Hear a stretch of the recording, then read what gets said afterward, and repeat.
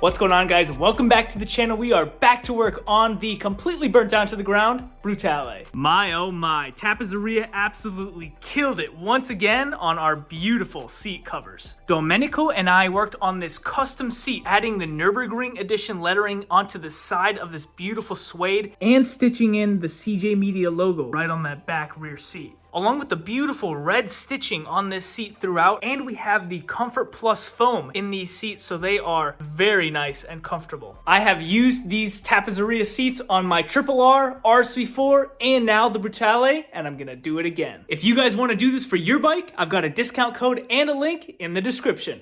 Thank you, Tappezzeria.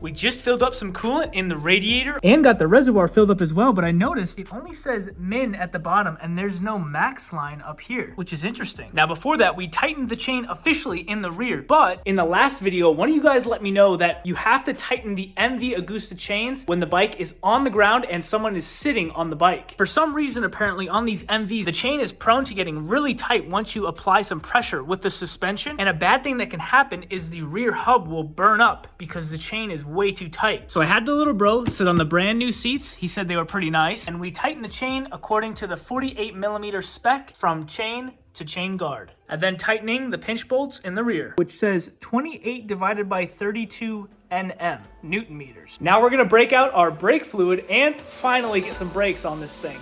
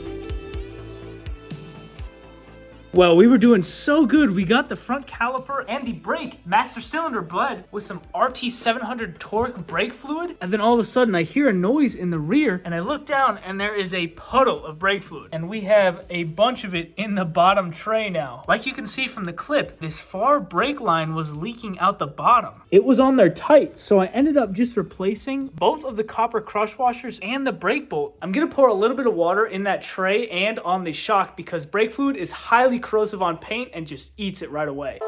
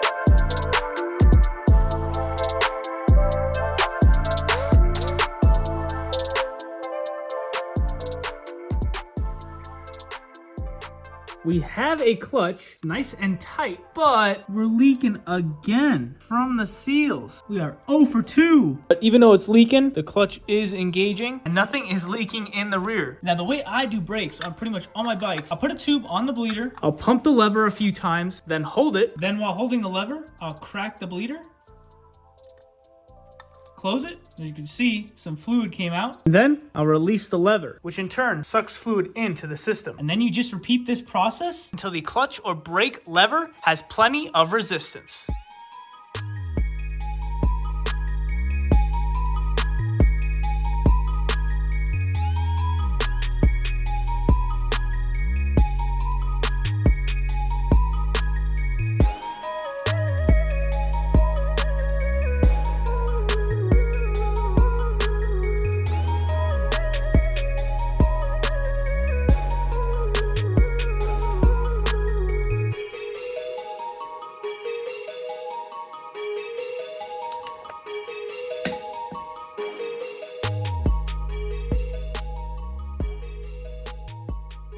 Can someone please confirm or deny that this torque spec for this wheel nut is 250 newton meters, which is 184 foot-pounds? That seems outrageous. All the sport bikes I've done so far, the rear wheel is usually around 100 foot-pounds and the front's like 60 to 70. Man, 180? That's crazy. Clutch and the brake are bled. We will have to suck the fluid out of both of these reservoirs when we get the new lines and the new reservoirs, but no problem. Now we've got a few brackets that need some painting, and we've got to take this bracket off, which houses our tip over sensor. Let's get to it.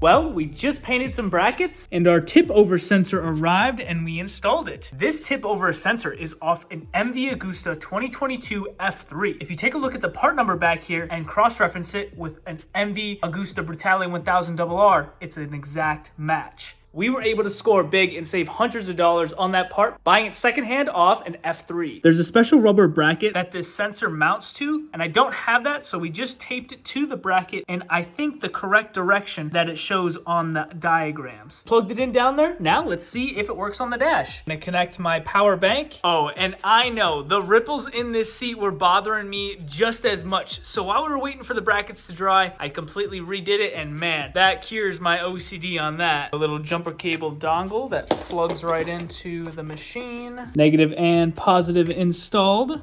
Full battery. Let's see if that fault has cleared. Yes, we have one fault remaining. Our IMU fault has been solved. Hold OK to go to the main menu. Trip record, front lift, ABS, traction. Oh, there we go. Inertia, lean to the right 6 degrees and 0 G's. So I think I have my tape job on that bracket a little bit off. In the last video, you guys let me know that the IMU stands for the inertia measurement unit. So instead of just a lean sensor reading left and right, this inertia measurement unit reads left and right and lateral G's front and rear. Supposedly, it's pretty high tech. Check this out. I can move the module just a little bit left and right in the tape, and check out the dash. I move the module a little bit, 3 degrees. Move it the other way, 7 degrees. That is actually pretty cool. Well, it is getting pretty late here. I think we're gonna take this thing for a little spin tomorrow. We'll see you then.